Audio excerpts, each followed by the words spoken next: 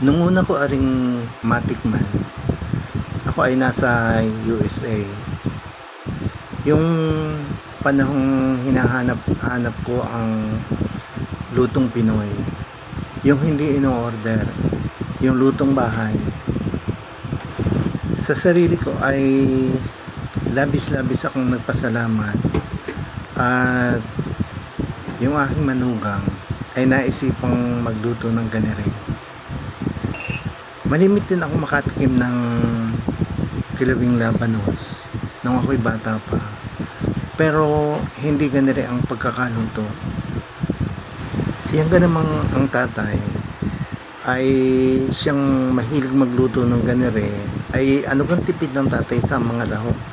Ang lahok lamang na rin ay suka, tubig. Ay di siyempre, masarap na yon nung panahon iyon. Traditional na luto eh.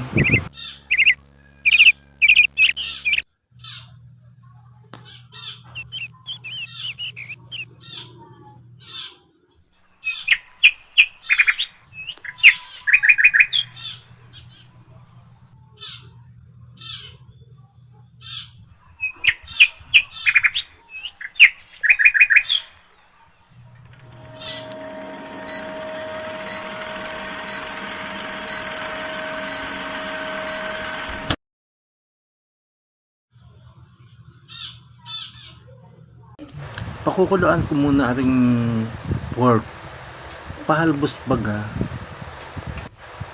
Pagkatapos ay ari at ginayat ko na ng ninipis ang radishes. Ang kamatis naman ay ginayat ko ng ganere. Mayroon din akong sibuyas, may bawang, at syempre napakahalagang lahok na rin pork liver. Pagdami ay pagsarap. Hindi ko naman alam kung bakit ako'y napapagusto na ngayon sa pork liver, samantalang dati naman ay hindi ako nangangain noon.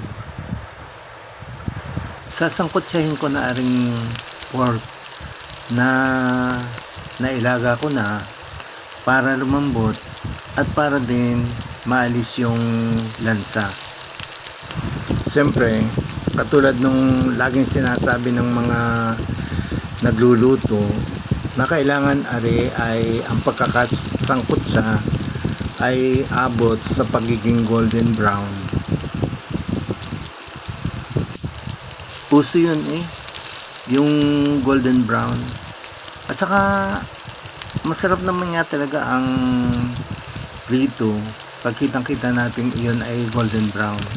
Aminin nyo, katakam-takam tikman ang ganoon.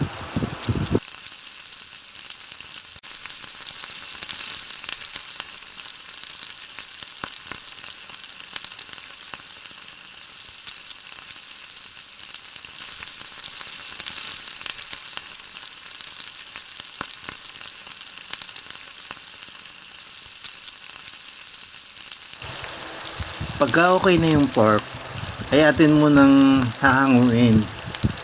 Atin mo nang isa-set aside.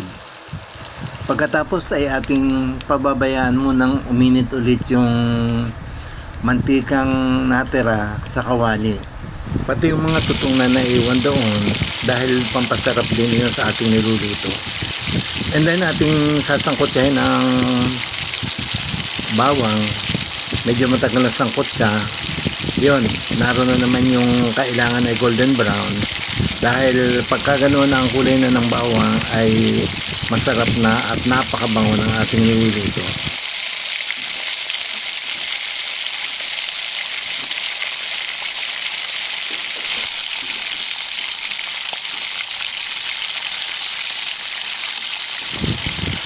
Susunod nating sasangkotsahin ang ating sibuyas.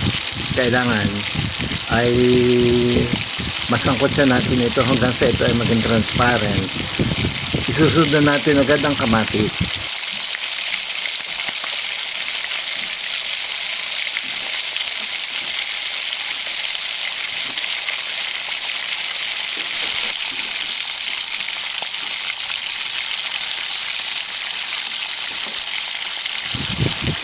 Pagka nabog na ang kamatis sa ating sasangkot siya, ay ating ilalagay na agad ang ating pork liver. Nakakatuwa naman na dati ay hindi ako nangangain ng pork liver, pero dahil sa lutong ito ay nangangain ako ngayon. So tuloy ang ating sakutsa hanggang sa maluto ang ating inilahok na atay.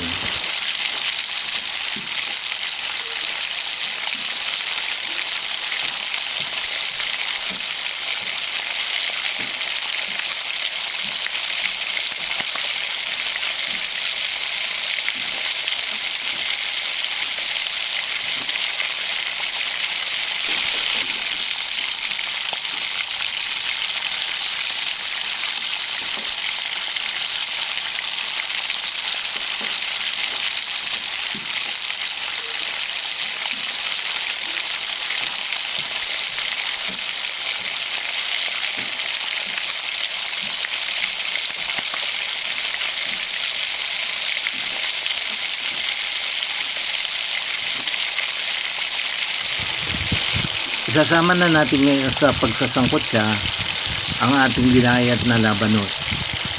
Hahaluin natin para magsama-sama ang ating mga ingredients.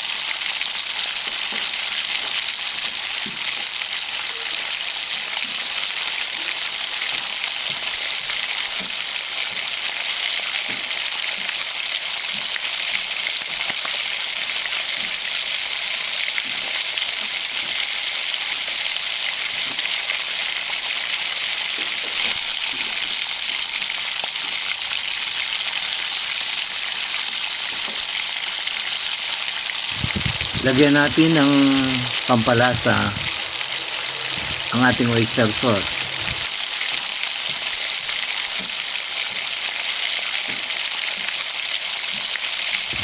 Lalagyan na din natin ito ng toyo para tumindi ang lasa ng ating niluluto. Lalagyan ko na rin ng maraming ground black pepper. Pagka kasi maraming ground pepper, bakit pag ang lasa ko ay napakasarap? At saka bakit baga may nabibiling mga paminta sa palengke na hindi baga masyadong maanghang? Sabi ko nga sa sarili ko, siguro ay mga tinuyong buto lamang ng papaya. Ay duda pa eh.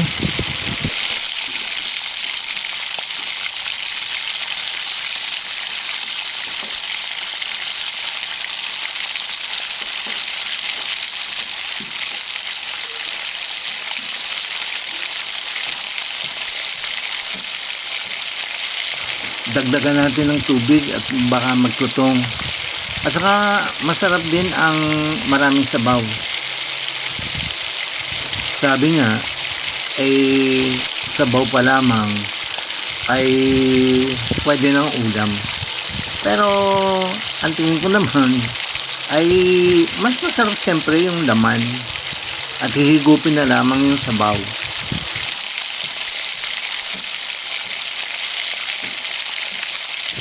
Lalagyan natin ng konting sugar para masarap. At lalagyan pa natin ng vinegar para lalong mas masarap. Ayan, bawal daw haluin at mag-aamoy suka.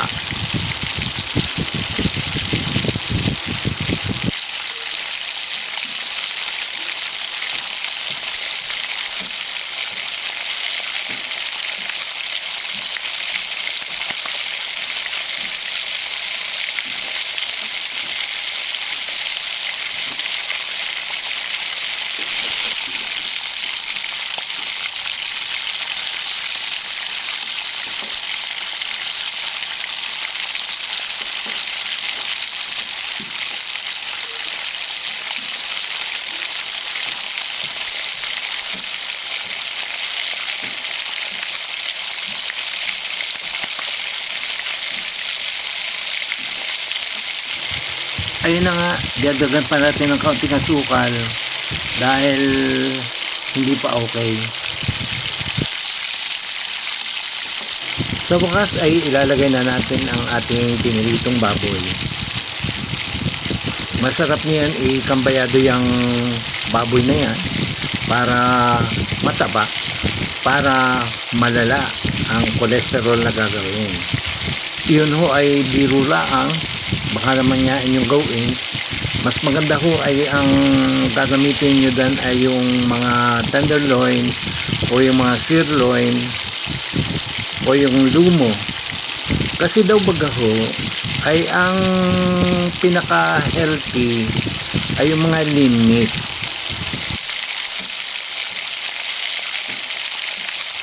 Pareho talagang malapit ng maluto Kaya malapit na din hong matapos itong aking vlog. Ay bago ito matapos, ay gusto ko ho ulit ipaabot sa inyo ang aking walang katapusang pasasalamat. Maraming salamat po. Hanggang sa muli.